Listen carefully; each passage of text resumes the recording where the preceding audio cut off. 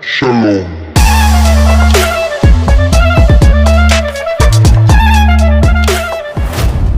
Já na primeira cena do primeiro capítulo da primeira temporada da série The Chosen, aparece século II Before Christ, né? Que é antes de Cristo, que vai aparecer ali. E um nome, Magdala. Magdala não é um nome ou sobrenome de alguém. Magdala é o nome de uma cidade.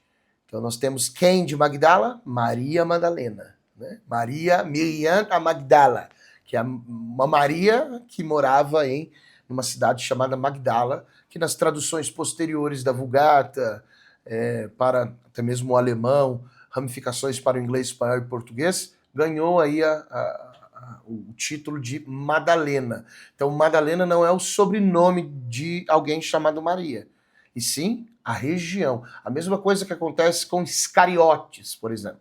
Não, Iscariotes não é o sobrenome de Judas, né? Cujo nome é Yehudá.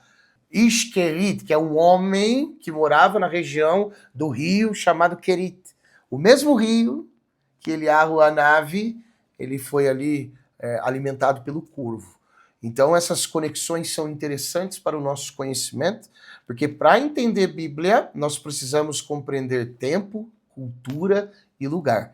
E a série The Chosen faz isso de forma extraordinária. Na segunda cena, onde o pai, né, de uma criança aqui ainda, que é Maria Madalena, ele ensina para ela uma oração, a oração que nós aprendemos de Hashem, que ali ele vai chamar de Adonai. Nós comumente não usamos o nome Adonai constantemente. Adonai ele é usado de formas restritas em orações, porque é um dos 7 nomes sagrados que nós evitamos ficar pronunciando, por isso falamos Hashem. Não dá para saber se na época as pessoas falavam Adonai, ou se na época falavam Hashem, mas a tradição judaica ela é milenar. E aqui nós temos ele ensinando uma espécie de oração, mas é uma oração que já está registrada no livro do profeta Isaías. Então, a menina decora o trecho do profeta Isaías e recita: ó Israel, não tema, porque eu sou contigo, eu te chamei pelo nome, porque algo na infância da menina perturbava. Então o pai, né, um judeu cumpridor de Torá, trouxe essa segular para a filha, essa oração. Isso era um costume dos judeus dos tempos de outrora. Hoje em dia, os que criam orações são os tzadikim kamur. E na época, o nível de Torá das pessoas era muito mais elevado. Então, ele traz essa oração para que ela recite no momento que ela é ali de alguma forma perturbada pelo mundo espiritual ou tem aquelas divisões de mente. E o que isso significa para nós? Porque foi exatamente assim que o chamado Sidur, que é o livro de orações que nós judeus usamos nas sinagogas, foi criado após a destruição do templo sagrado. Destruiu-se o templo, os sacrifícios foram cessados dentro do templo, logo, segundo a profecia do profeta Oséias, onde diz que os nossos lábios, as palavras dos nossos lábios serão como sacrifícios de touros, o Sidur ele foi compilado não foram orações que os rabinos inventaram, e sim compilações de trechos do Tanakh, né, da Torá, Neviim, Ketuvim, né, Pentateuco, Profetas e os Escritos, trechos do Zohar, obra central da Kabbalah, escrita por Rabi Shimon Bar Yochai no século II. Então, já havia-se o costume na época do templo, porque aqui nós estamos falando de 2 anos, né, na verdade, antes aí do ano 0. Então o templo foi destruído por volta do ano 70. Então esse costume, a série, eu não sei se foi intencional do rabino que auxiliou, mas é algo já curioso nos primeiros minutos da série. Nessa cena nós temos o contraste de como vivia o povo judeu, né, os hebreus, em Israel, em uma época onde Roma exercia o seu governo. E aqui o pretor, né, Quintus, ele para a caravana de um homem chamado Nicodemos. Esse nome foi adaptado porque o nome em si é Nicadimon. É o mesmo Nicodemos que vai aparecer no capítulo 3 de João, dos Evangelhos, e o mesmo Nicadimon Ben Gurion, que foi um gadol, um tzadik. Foi alguém muito elevado que viveu aí no século I. Então nós temos já esse contraste ali dentro da sua carruagem, Nicadimon Ben Gurion fazendo provavelmente Minha, né, na viagem, outro Filata Derer, não dá para dizer qual oração ele estava fazendo. Né? Veja que imediatamente, quando o empregado, né, o servo, o escravo, vai falar com eles dentro da carruagem, com Nicadimon e a sua esposa imediatamente cobre a cabeça, né, mostrando ali tsiniut, que nós chamamos de recato, que provavelmente, na época de Yeshua, as mulheres andavam o tempo todo com a cabeça coberta e não conforme nós estamos aí vendo na série. Mas tudo bem, isso passa, são dinâmicas, como que se fala? Poesia? Licença poética, para que a série pudesse criar uma expressão artística em si. Como diz, né? Aí passa, tá tudo bem. E aí o próprio pretor, né, o soldado romano aqui, o general romano, ele, em tom de sátira, diz que, não, peraí, você tem inimigos também. Quem são seus inimigos, Nicademon? São os saduceus, são os essênios, são os zelotes. Ele cita aqui 3 denominações judaicas que viviam naquela época com pensamentos diferentes de como encarar a Torá e o pensamento judaico. Então, já naquela época existiam denominações, facções, partidos, seitas. Lembrando que a palavra seita, ela não tem somente um tom pejorativo. A palavra seita é sinônimo de partido, por exemplo, né? A seita do PT, a seita do PSDB, a seita do PL. É que com a Igreja Católica denominando aquilo que não era religião, ganhou-se uma conotação pejorativa seita. Mas na época eram várias seitas, inclusive os seguidores de Yeshua no livro de Atos dos Apóstolos, eles são chamados de a seita dos nazarenos. Então, um outro partido, uma outra facção com os outros pensamentos judaicos, no caso de Yeshua, o Messias. Né? Então, aqui nós já vemos essa cutucada que o general romano ele dá em Nicodemos, dando a entender que nem no meio do povo de vocês são unidos. Então, essas sacadas são muito interessantes. Na cena em que Mateus, ele aqui é apresentado, né, o nome do personagem, interpretado pelo Paras Patel, é um indiano, e me disseram que ele foi escolhido para fazer Mateus, né, que nós chamamos de Matatiarro, e deram para ele um personagem autista, um Mateus autista, por ser muito inteligente, e de fato, o livro de Mateus ele é escrito em aramaico, tá? Porque a prova disso é que existem fragmentos dele, do original, do contexto original. É um dos únicos fragmentos que existe sobre o livro de Mateus, e ele está de fato em aramaico, o fragmento do contexto original. Por isso a dúvida se de fato os outros evangelhos e as cartas do apóstolo Paulo foram escritas em gregos, porque não tem fragmento do original, por exemplo, que tem são cópias. Então escolheram de fato alguém muito inteligente para interpretar Mateus aqui, e eu achei uma sacada interessante de valorizar até mesmo o autismo, valorizar no sentido de chamar a atenção das pessoas, não é verdade? Agora, também se, não, ele era muito inteligente, por isso vamos fazer o papel de autistas. Foi esse o motivo, acho que o motivo não é muito certo não, porque nem todos que são super inteligentes são autistas, e também nem todos que são autistas são super inteligentes, porque existem diferentes graus de autismo.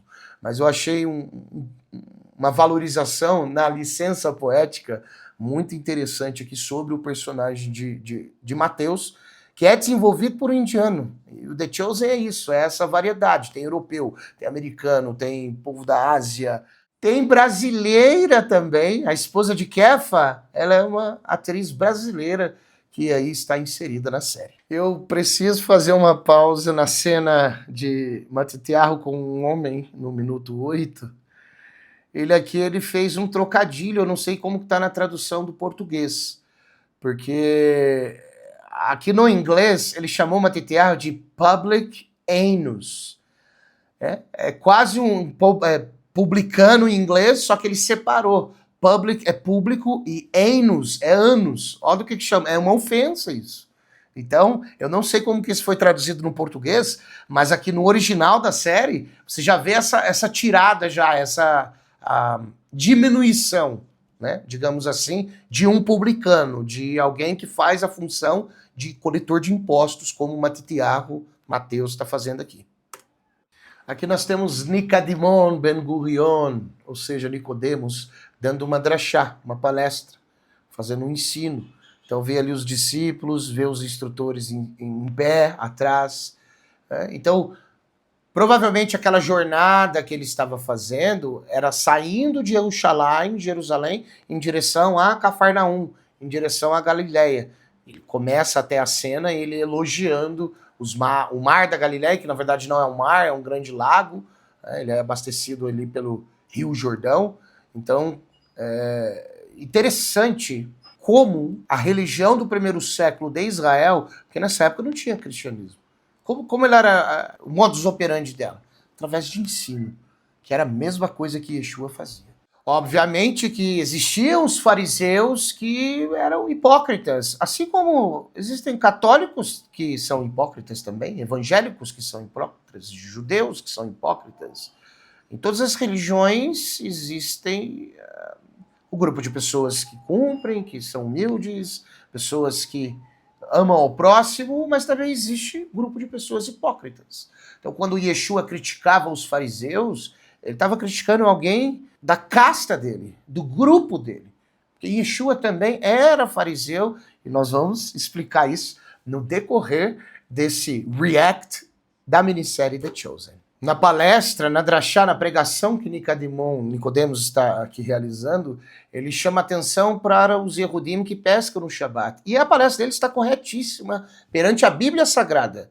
Não é perante visões judaicas, não, é perante a Bíblia Sagrada. Você não pode realizar trabalho no Shabat. Você tem 6 dias na semana para você pescar, você não pode pescar no Shabat. A não ser que você esteja com fome. Mesmo assim, a pesca ainda não é aconselhada, porque você vai ter que matar o peixe no Shabat, em um dia alegre, em um dia que até mesmo a criação está conectada com a Kadosh Baruch Hu, ok? Diferentemente da cena, do episódio, onde os discípulos de Yeshua estão colhendo espigas. Aquelas espigas lá não eram de milho. Eu não sei como que a série apresentou, porque não tinha milho em Israel 2000 anos atrás. Então, o milho você não precisa matar nenhum ser vivo, você não precisa profanar a santidade do Shabat. Tá? Mas, novamente, não tem nada que colher, a pessoa está morrendo de fome, no Shabat, vai morrer, picua nefesh, então ela pode, de fato, para salvar a sua vida. Na próxima cena nós vemos a honra que está sendo concedida para um rabino que vem de Jerusalém, que é membro do Sanhedrin, do Sinédrio. Porque dentro do judaísmo existe uma hierarquia entre os rabinos, sabe? Quem estudou com quem, e isso é muito respeitado. Dentro da cultura judaica, um rabino, por exemplo, se o Hasve Shalom Lo Aleinu, que isso não aconteça, se um rabino precisa de um rim, e o pai do indivíduo também precisa de um rim, o indivíduo, pela cultura judaica, ele escolhe o rabino para doar o rim. A não ser que o pai desse indivíduo também seja um rabino. Aí ganha precedência. Por quê? Porque os pais biológicos são responsáveis de nos trazer para o mundo físico. Só que os nossos pais espirituais, que são os rabinos, que nos ensinam os mandamentos, que nos ensinam a cumprir aquilo que Deus estabeleceu, estes nos conduz para o mundo vindouro. Então, isso já é algo chocante dentro da cultura judaica, que era a cultura de Yeshua, que era o costume de Yeshua ali no primeiro século e dos seus discípulos. Aqui no minuto 11:17, Nicadimon Ben Gurion, ele elogia, né, uma sala de Torá, bem montada, bem estruturada. E o que é Torá? Uma palavra hebraica que define os 5 primeiros livros da Bíblia. Que na tradução da Bíblia Sagrada para o grego, tradução chamada Septuaginta, os 5 primeiros livros também ganham um nome especial chamado de Pentateuco. E a palavra Torá em hebraico, ela vem da palavra Or-Aa, que quer dizer instrução, luz, quer dizer lei. Então existem inúmeros significados na palavra Torá, porque dentro da Torá Sagrada, que são os 5 primeiros livros da Bíblia, é onde está a essência genuína da palavra de Deus. Aquilo que ele mandou fazer e aquilo que ele proibiu de fazer.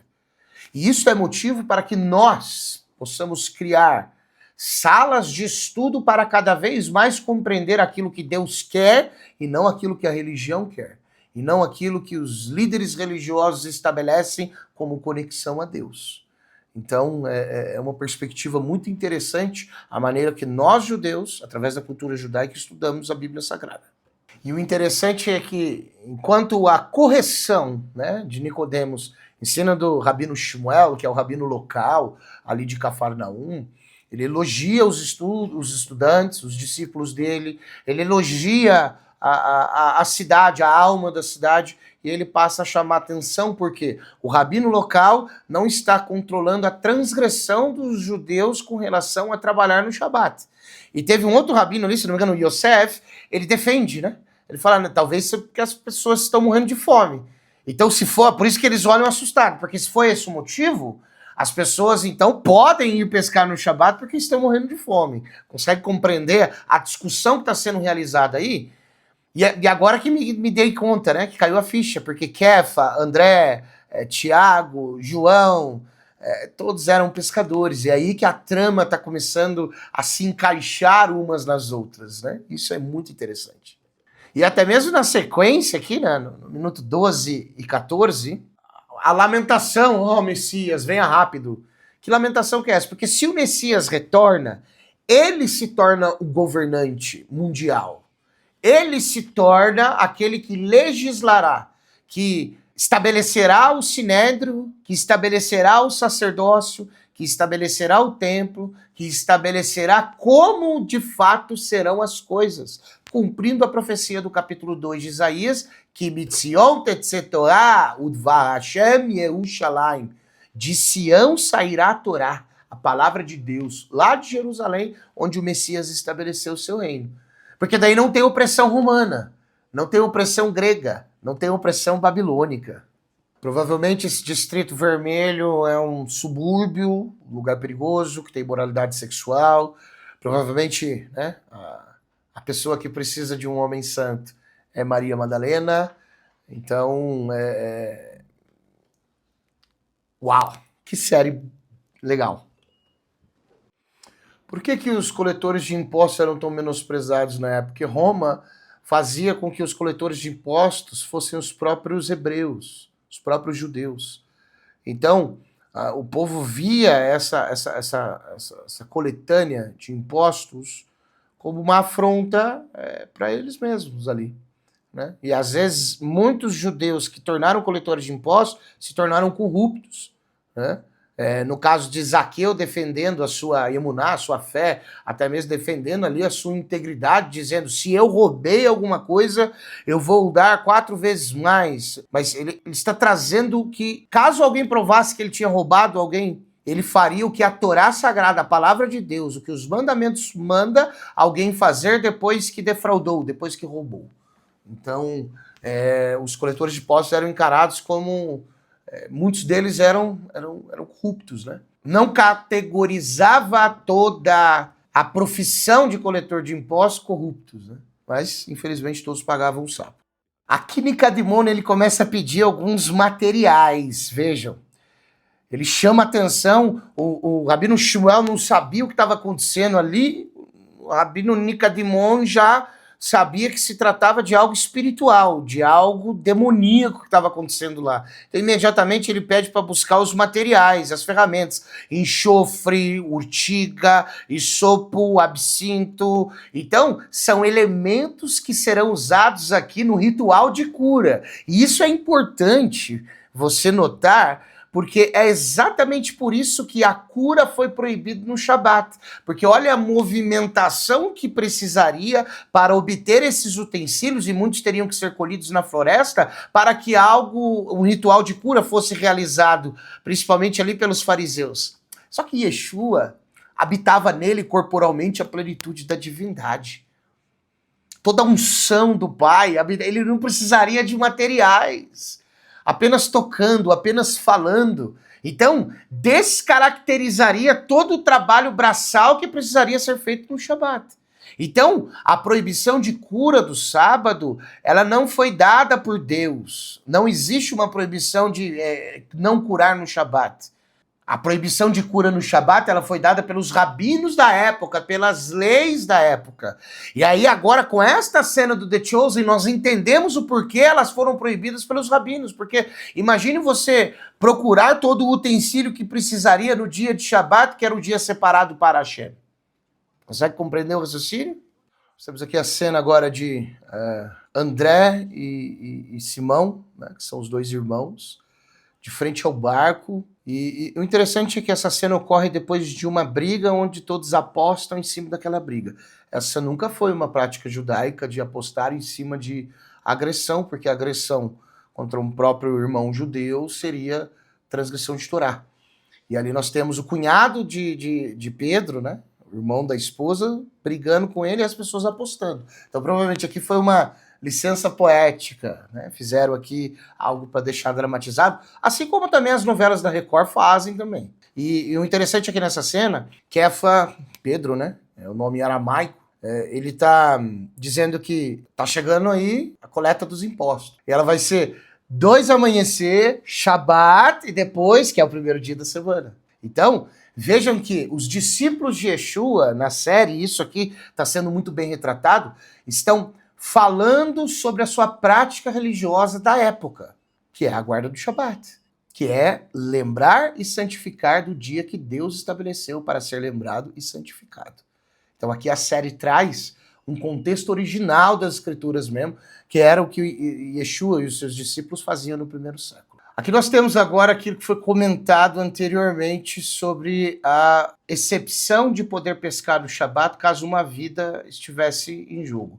Então o que vai entrar da discussão de André e Kefa, Pedro, né, agora, mas espera aí, não tem vida em jogo. Então é essa filosofia em cima do mandamento do Shabat, essa maneira de pensar, ela é muito interessante, por quê? Porque é exatamente o que nós judeus fazemos. Todo o nosso agir é pautado na palavra de Deus. E isso é demonstrado de maneira brilhante na série. Após a tentativa de expulsar uma legião que estava naquela mulher, e pelo começo do diálogo com Rivka, posteriormente na série nós vamos ver Yeshua sentado ali com Rivka, com Maria Madalena, com provavelmente todas as pessoas desse distrito vermelho, né, os improváveis. Mas agora, nessa ocasião, Rivka até menciona sobre uma criatura mística, né, uma espécie de demônio, chamada, vamos chamar de Lili. Vou colocar o nome em hebraico aqui embaixo para você compreender, nós não usamos pronunciar este nome. E através de toda a manipulação das ferramentas que ele pediu, enxofre, urtiga, isopo e tal, colocou no incensário, conjurou o nome dos anjos. Ele citou ali os 4 anjos sagrados que operam no trono, né? Rafael, Uriel, Miguel e Gabriel. Ele cita ainda o nome de um outro anjo superpoderoso chamado de Malach Raziel, ou anjo Raziel. E a percepção daquela que estava possuída, né, e aquela legião que estava dentro dela, teacher, professor, rabino, o senhor não tem poder aqui. E o incrível é que realmente ele sai daquele lugar e não consegue expulsar aquele demônio, não consegue expulsar aquela legião que está ali dentro. Que nos evangelhos é nítido que no nome de Yeshua as legiões saem, é a autoridade suprema que é dada pelo próprio Messias. Então esse contraste super incrível e interessante que apareceu na minissérie, para que possamos contextuar os nossos pensamentos lá no primeiro século, de entender como as coisas eram feitas para ter uma compreensão melhor bíblica. No começo da conversa de Nicodemon com Rivka, que provavelmente é a dona da propriedade, onde provavelmente Maria Madalena se prostituía, porque no começo do capítulo tem um homem saindo do quarto dela que está ferido. E aí Rivka diz que não, é só deixar ela assim, porque Lilith sempre deixa a gente em paz. E quem é? Nós não costumamos pronunciar esse nome, só em efeito didático. De acordo com a tradição judaica, Lilith foi a primeira mulher criada antes de Rava, antes de Eva. E aí os evangélicos de plantão, eles podem dizer, mas isso não está na Bíblia, isso é invenção, isso é fábula, isso é isso é aquilo. Ora, quando Eva, foi criada da costela de Adão, que Adão diz para Hashem, esta agora é carne da minha carne e osso do meu osso. Como assim esta agora? Quer dizer que teve outra? Sim, de acordo com a tradição judaica. E como nós podemos afirmar isso? De acordo com o próprio Rabino Shaul. O apóstolo Paulo, em Romanos capítulo 3, verso 2, ele diz assim, o oráculo da palavra está com os judeus, os segredos, os mistérios, as revelações. Então, baseada nesta fala de Adão, os nossos sábios trouxeram que, de fato, houve uma mulher que foi criada assim como Adão do barro, do pó da terra.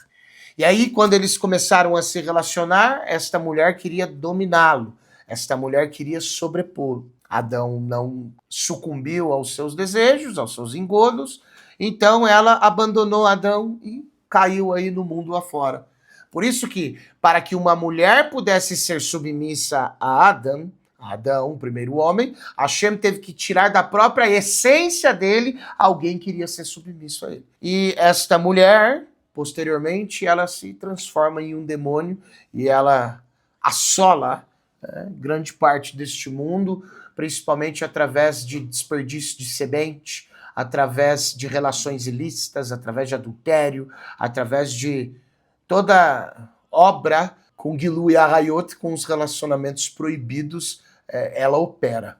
É como se aqui no Brasil as pessoas conhecem mais uma entidade que opera nesta área, conhecido como Pombagira, conhecido ali como esses demônios que são locais. Quando nós estamos falando deste ser, da Lili, vamos usar esse nome que é melhor, quando nós estamos falando de um ser espiritual incrivelmente poderoso, incrivelmente forte, que domina grande parte dos, tanto homens quanto mulheres, que se enganjam em relacionamento ilícito.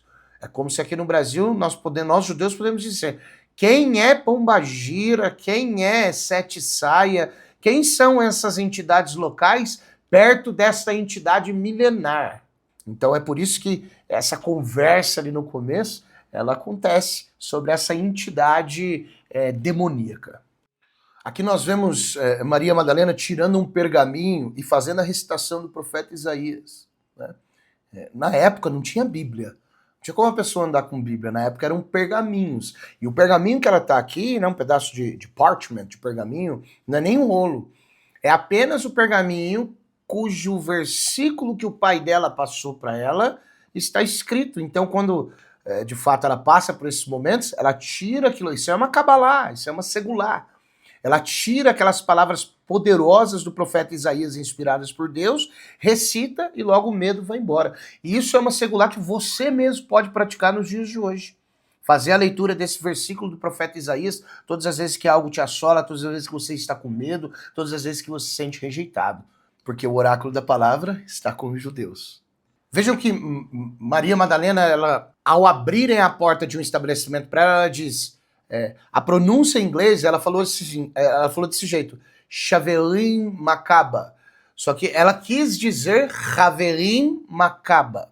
Até mesmo a pronúncia daí da atriz não soou como o hebraico, o aramaico. E essa expressão, ela é uma expressão inexistente, ela não é da Bíblia, ela não é aramaico, ela não é hebraica, ela não é nada. Foi criada justamente para o The Chosen. A minha opinião é que eles criaram esta expressão para soar que, vejam que Maria Madalena, nesta ocasião, ela está sendo chamada de Lili, ou seja, o nome de profissão dela, prostituta, o nome de guerra dela, como o povo diz aí fora, o nome do envolvimento dela com o mundo, onde este tipo de entidade demoníaca toma posse ali da vida dela. Então, os produtores de The Chosen quiseram trazer esse contraste, porque se fosse um ambiente religioso, amigável, favorável, eles iriam saudar com shalom. Como não é um ambiente favorável, não é um ambiente amigável, é um bar, provavelmente uma taverna, então eles quiseram ali fazer essa distinção como se fosse uma saudação secular, por assim dizer, tá? Mas não é algo em hebraico, não é algo em aramaico, não é algo específico que o pessoal costumava dizer da época, não. Aqui nós vemos o relacionamento de um eunuco, que é provavelmente o atendente do bar, não dá para saber se ele é o dono, e de uma prostituta, que são pessoas menosprezadas pela casta religiosa, são pessoas menosprezadas pelos mais ricos. Então, estas eram as classes de minorias da época, totalmente diferente das classes de minoria nos dias de hoje.